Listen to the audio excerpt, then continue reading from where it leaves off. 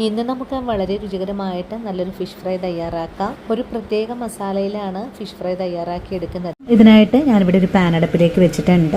Flame on ചെയ്ത് കൊടുക്കാതെയാണ് അടുപ്പിലേക്ക് വെച്ചിട്ടുള്ളത്. ഇനി നമുക്കിതിലേക്ക് കുറച്ച് മസാലപ്പൊടികൾ ചേർക്കാം. ഇന്നത്തെ ഫിഷ് ഫ്രൈ ഞാൻ തയ്യാറാക്കി എടുക്കുന്നത് 4 അയല വെച്ചിട്ടാണ്. ഇതിനായിട്ട് ഞാനിവിടെ 4 ടീസ്പൂൺ അളവിൽ കാശ്മീരി മുളക് പൊടി എടുക്കുന്നുണ്ട്. ഇനി 1/4 ടീസ്പൂൺ അളവിൽ മഞ്ഞൾപ്പൊടി ചേർക്കാം.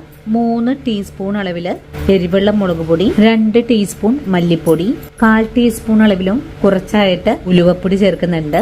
1/4 ടീസ്പൂൺ അളവിൽ തന്നെ കുരുമുളക് പൊടി കൂടെ ചേർക്കുന്നുണ്ട്. ഇനി നമുക്ക് ഈ പൊടികളിലേക്ക് കുറച്ച് വെളിച്ചെണ്ണ ഒഴിച്ചു കൊടുക്കാം. ഇനി നമുക്ക് ഈ പൊടികൾ നന്നായിട്ട് ഈ ഒരു വെളിച്ചെണ്ണയിൽ ഒന്ന് മിക്സ് ചെയ്തെടുക്കാം. പൊടികൾ നല്ലോണം മിക്സ് ചെയ്തെടുത്തിട്ടുണ്ട്. ഇനി ഫ്ലെയിം ഓൺ ചെയ്ത് കൊടുക്കാം. ഓൺ ചെയ്ത് കൊടുക്കുന്നതിന് മുമ്പായിട്ട് മീൻ ആവശ്യമായ ഉപ്പും കൂടി ചേർത്ത് കൊടുക്കാം. ഇനി പൊടികൾ നല്ലതുപോലെ ഒന്ന് ഇളക്കി മിക്സ് ചെയ്തെടുക്കാം. മസാലപ്പൊടികളൊക്കെ നല്ലതുപോലെ മൂപ്പായി വന്നിട്ടുണ്ട്. ഇനി നമുക്ക് ഈ പൊടികളിലേക്ക് 20 കൊച്ചുള്ളി, ഒരു 3 പച്ചമുളക്, ഒരു കഷ്ണം ഇഞ്ചി, ഒരു 10 വെളുത്തുള്ളി അല്ലി ചതച്ചെടുത്തിട്ടുള്ളതാണ്. ഇനി നമുക്ക് ഈ മസാലയിലേക്ക് ചതച്ച ചേരുവകൾ ചേർക്കാം. ചതച്ച ചേരുവകളും കൂടി ചേർത്ത് ഇതെല്ലാം കൂട്ടി യോജിപ്പിച്ച് ഒന്ന് ഇളക്കി കൊടുക്കാം. ഇതെല്ലാം ഒന്ന് മൂപ്പായി വന്നാല് പിന്നെ നമുക്കിതിലേക്ക് പുളിവെള്ളം ഒഴിച്ചു കൊടുക്കാം. 4 മീൻ ആവശ്യമായ പുളിവെള്ളം ഒഴിച്ചു കൊടുക്കണം. പുളിവെള്ളം ഒഴിച്ചു കഴിഞ്ഞാൽ പിന്നെ ഇതെല്ലാം കൂട്ടി യോജിപ്പിച്ച് ഒന്ന് ഇളക്കി കൊടുക്കാം. മസാല നല്ലതുപോലെ തിളച്ചു തുടങ്ങിയിട്ടുണ്ട്. ഈ ഒരു സമയത്ത് കുറച്ച് കറിവേപ്പിലയും കൂടെ ചേർക്കാം. വീണ്ടും നല്ലോണം ഒന്ന് വഴറ്റാം. അതിനുശേഷം മസാല ഇതുപോലെ ഒന്ന് നിരത്തി വെച്ചു കൊടുക്കാം. മസാല ഇപ്പോൾ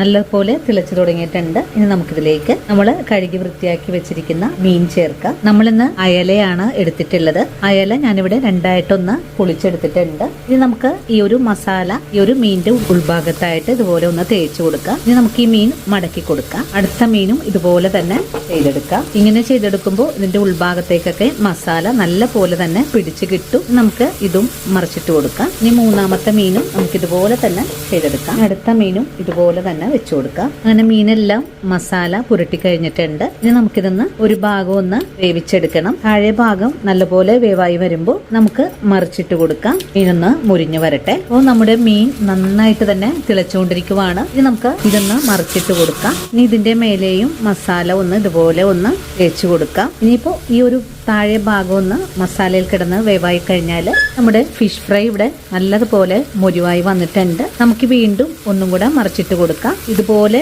നൈസായിട്ടിരിക്കുന്നത് കൊണ്ട് പൊടിഞ്ഞു പോവാൻ സാധ്യത കൂടുതലാണ്. അപ്പോൾ വളരെ ശ്രദ്ധിച്ച് വേണം മറിച്ചിട്ട് കൊടുക്കാനായിട്ട്. ഈ ഒരു പാകമായാൽ പിന്നെ നമുക്ക് ഫ്ലെയിം അങ്ങ് ഓഫ് ചെയ്ത് കൊടുക്കാം. അങ്ങനെ നമ്മുടെ നല്ല ടേസ്റ്റി ആയിട്ടുള്ളതും നല്ല ഗ്രേവി ആയിട്ടുള്ളതുമായ ഫിഷ് ഫ്രൈ ഇവിടെ റെഡി ആയിട്ടുണ്ട്. അപ്പോൾ ഇതുവരെയും ഇതുപോലെ ഒന്ന് തയ്യാറാക്കി കഴിച്ചിട്ടില്ലെങ്കിൽ തീർച്ചയായിട്ടും നമ്മുടെ വീഡിയോ കണ്ട് തയ്യാറാക്കി നോക്കുക.